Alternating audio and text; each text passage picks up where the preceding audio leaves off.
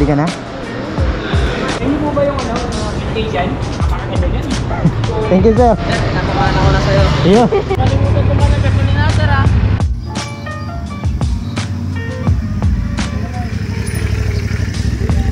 Hindi mo alam mo yung gaano kasaya.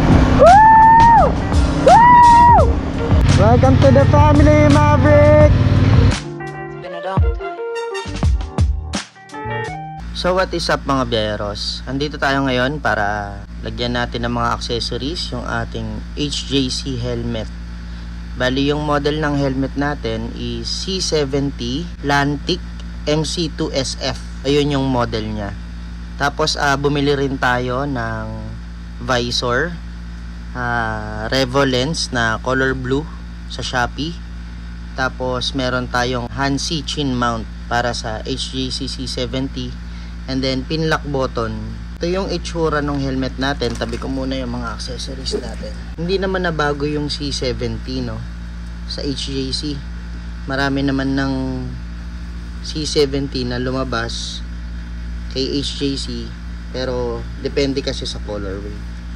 So ayan, ito yung itsura nya. Alright. Pagandahan dito sa C70 na to, dual visor na rin siya. So may lock din yung pinaka primary na visor nya. At the same time, saan ba na-access yun? Okay, dito sa ibabaw. Ventilation, yan. And then ito naman yung para sa dual visor. Yan. So ang best feature ng helmet na to is meron na siyang APC technology or yung tinatawag na Advanced Polycarbonate Composite Shell. Kapag ka nag-drop yung helmet mo, hindi siya mababasag kasi yung plastic na material na ginamit sa kanya is polycarbonate. So parang yung mga drop proof test, pumasa siya sa mga ganong klase ng test. So hindi siya kagad mabibiyak o mag-explode, and then hindi maapektuhan yung ulo mo kapag ka nagkaroon ng crash. Lalagyan natin siya ng visor, tapos pin lock button, and then Hansi na chin mount para sa GoPro natin or para sa action cam. First, bali uunahin natin tong helmet chin mount from Hansi. So may instructions naman siyang kasama, kaya hindi tayo mahihirapan na ikabit siya. So meron siyang installation guide. At the same time, meron siya ritong note. So 3M adhesive, curing time strength. So after installation, 60% pa lang daw yung strength niya. And then after 24 hours, 90%. And then after 72 hours, saka niya makukumpleto yung 100%. And then sa back side, meron din namang nakalagay dito na important notice.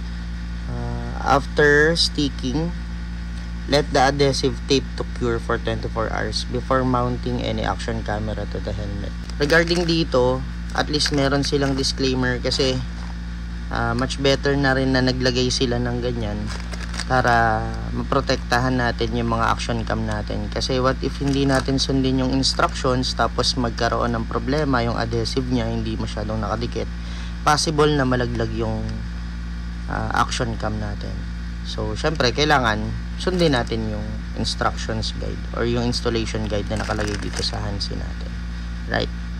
Try kabit na natin siya.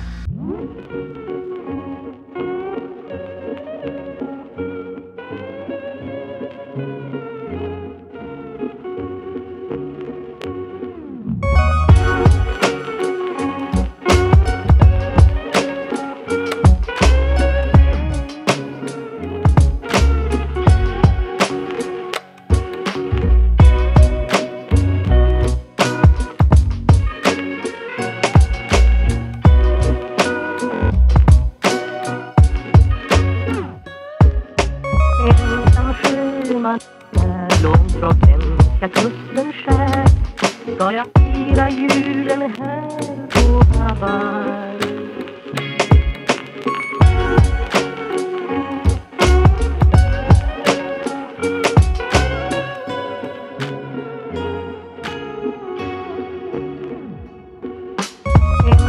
sjömannen är långt från där kusten skär ska jag fira julen här på Hawaii.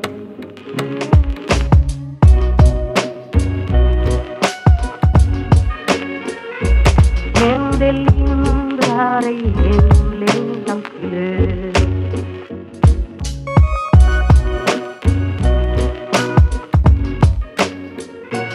Men det lindrar ej hemlängtans glöd. Ensam sjöman är långt från svenska kusten skär ska jag fira julen här på Hawaii.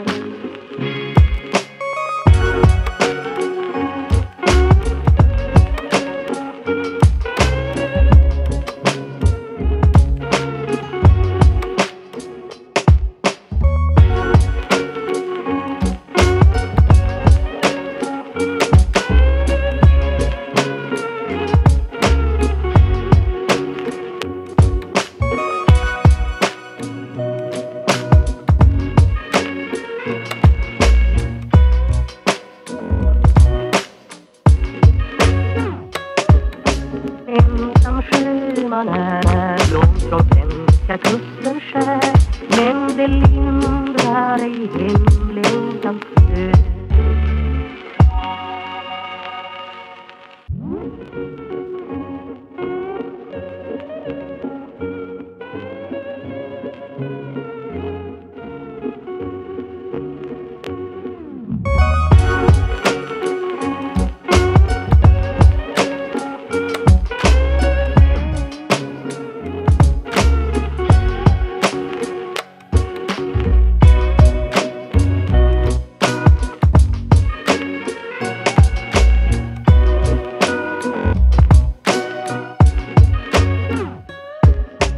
Ensam sjöman är långt från svenska kusten skär ska jag fira julen här på Hawaii.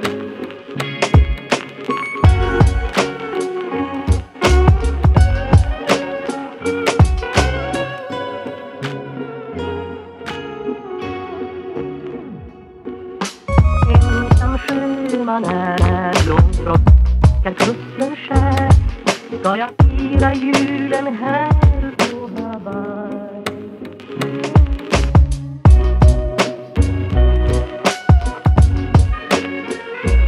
Men det lindrar ej hemlängtans glöd.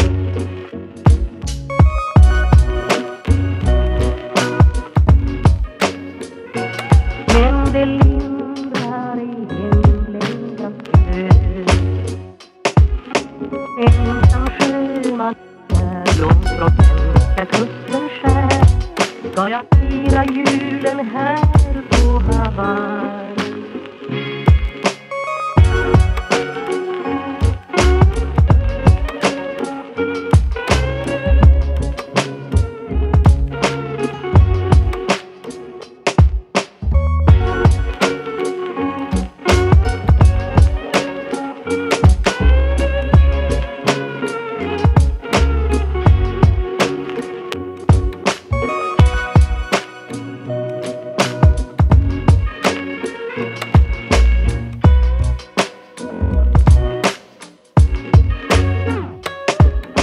Ensam sjöman är långt från svenska kusten skär men det lindrar ej hemlängtans glöd. Bali, bumili rin nga pala tayo ng Dry Plus Balaclava para syempre bago yung helmet. Mas maganda kung bago din yung balaclava mo para hindi jahe sa mukha. So ayan, tara buksan natin. Si Dry Plus, makakabili kayo ng balaclava niya kahit sa Shopee, sa Lazada. Ayan. So ito yung design na binili natin. Alright. Dry Plus. Alright. Kuha natin yung helmet, kung ano yung itsura niya, kung ano yung fit niya pagka nasa ulo na. Dandahan kay Dry Plus, ang bango talaga, no? Alam mo yung lambot-lambot niya, tapos bango-bango. Hindi mo malaman kung amoy Fabcon ba o amoy sabon. Yan.